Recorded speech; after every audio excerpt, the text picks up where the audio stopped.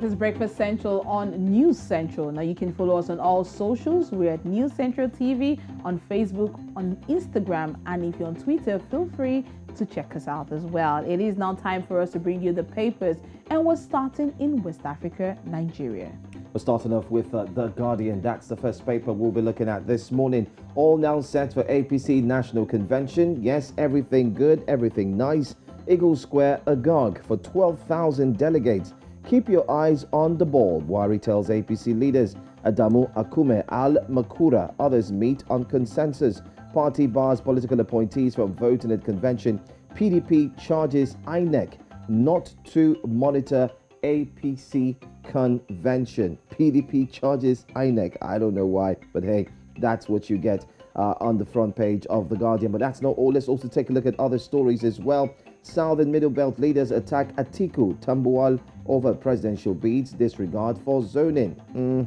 INEC suspends action on court judgment, sacking Umahi, 16 others. Seek alternative crisis resolution mechanism, pro-chancellor's advice, ASU.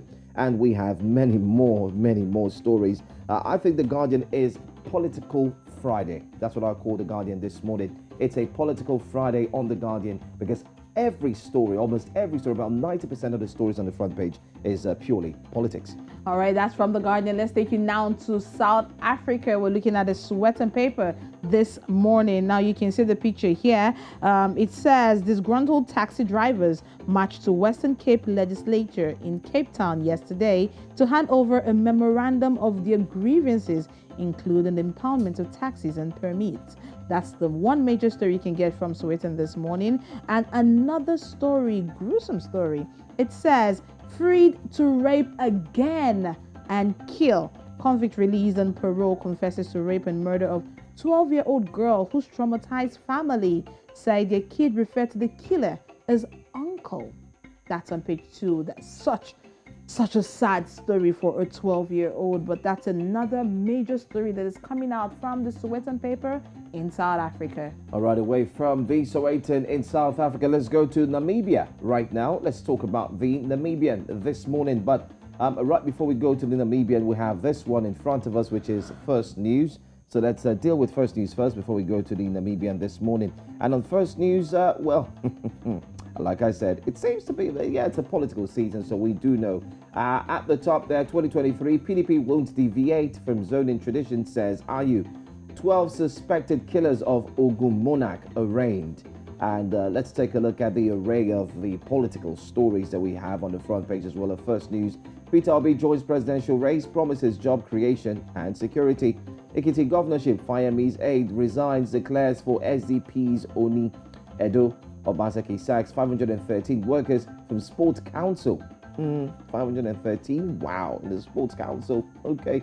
Gunmen kill man, doctor's wife, son in Taraba. Quite sad. Insecurity. And the big one there, the APC convention after consensus, federal government bars office holders from voting. So that's another big one. But another big one that's quite exciting is second Niger bridge almost completed, says Fashola. Second Niger bridge almost completed, says Fashola, Minister of Works, and Housing. And of course, you could say he is talking with confidence and tough.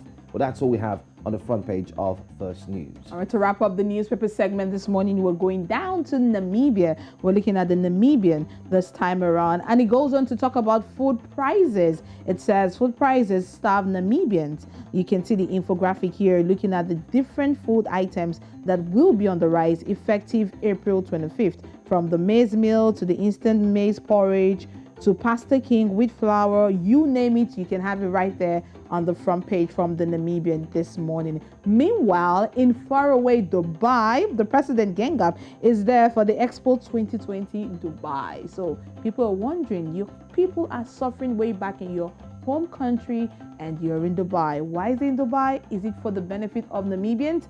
You can get more details from the Namibian this morning. And the last one here, the 9 lives of Elijah Ungurare. That's what they're saying here. You can see him stretching forth his arm. What's going on from him, or what is he out there? What's he looking for on the front page of the paper? You can head on to the Namibian for more details.